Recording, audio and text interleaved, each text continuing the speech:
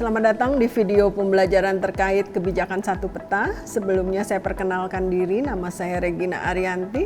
Saya bekerja di Bapeda Provinsi Sumatera Selatan selaku Kepala Bidang Infrastruktur Pengembangan Wilayah, di mana kebijakan satu peta merupakan salah satu prioritas pemerintah Provinsi Sumatera Selatan dalam rangka mendukung Satu Data Indonesia. Kebijakan satu peta merupakan amanat yang diatur di dalam Peraturan Presiden Nomor 23 Tahun 2021 yang merupakan perubahan atas Perpres 9 Tahun 2016 tentang percepatan pelaksanaan kebijakan satu peta, dengan tujuan untuk mewujudkan satu peta yang mengacu pada satu referensi geospasial, satu standar, satu basis data, dan satu geoportal pada tingkat ketelitian peta skala 1:50.000.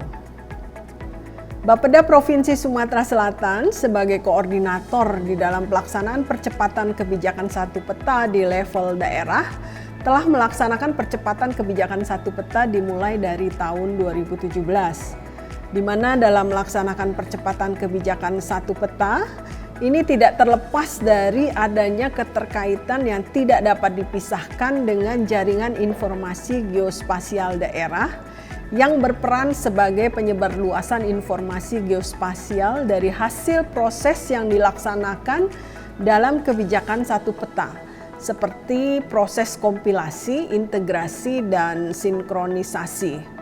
Selain itu, terdapat 5 aspek di dalam jaringan informasi geospasial daerah yang saling berkaitan dengan kegiatan utama kebijakan satu peta, yaitu aspek hukum dan kebijakan, aspek kelembagaan, aspek sumber daya manusia, aspek teknologi, dan aspek standar data informasi geospasial.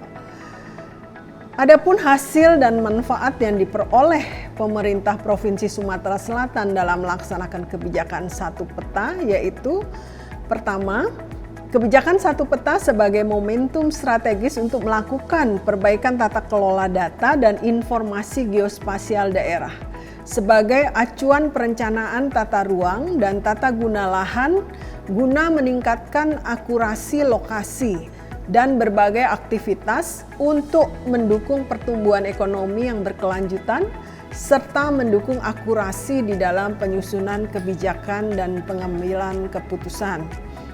Dan yang kedua yaitu, namun tidak hanya itu, kebijakan satu peta sebagai momentum untuk penyelesaian konflik-konflik pengelolaan sumber daya lahan yang terjadi di daerah, di mana kita tahu bahwa sebelumnya konflik-konflik terkait pemanfaatan ruang yang terjadi di Provinsi Sumatera Selatan atau di daerah lain itu terjadi karena masing-masing perangkat daerah itu menggunakan petanya masing-masing. Jadi belum ada standar yang diacu atau sebagai pedoman. Sehingga ketika dilakukan overlay dan sebagainya itu terjadi persinggungan atau tumpang tindih. Nah, inilah yang menimbulkan terjadinya permasalahan munculnya konflik-konflik lahan yang dengan pemerintah pusat melalui kebijakan satu peta ini diusahakan untuk dapat dilakukan penyelesaian dari konflik-konflik tersebut. Misalnya saja dari aspek tatakan ya, tatakan misalnya dari rencana tata ruang, kemudian juga terkait dengan penetapan kawasan hutan, tata ruang provinsi, tata ruang kabupaten. Nah itu kalau dengan kondisi sebelum adanya kebijakan satu peta itu terjadi ada tumpang tindih atau bahkan ada yang lahan yang tidak kosong, maksudnya itu jadi tidak masuk di dalam overlay. Nah ini yang menimbulkan permasalahan-permasalahan.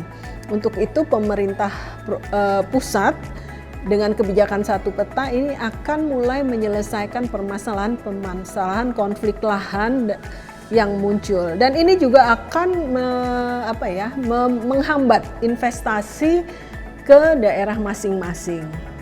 Nah, untuk penjelasan lebih rinci mengenai aspek dan proses yang telah dijalankan oleh pemerintah Provinsi Sumatera Selatan dalam melaksanakan percepatan kebijakan satu peta akan dijelaskan dalam rangkaian video pembelajaran selanjutnya.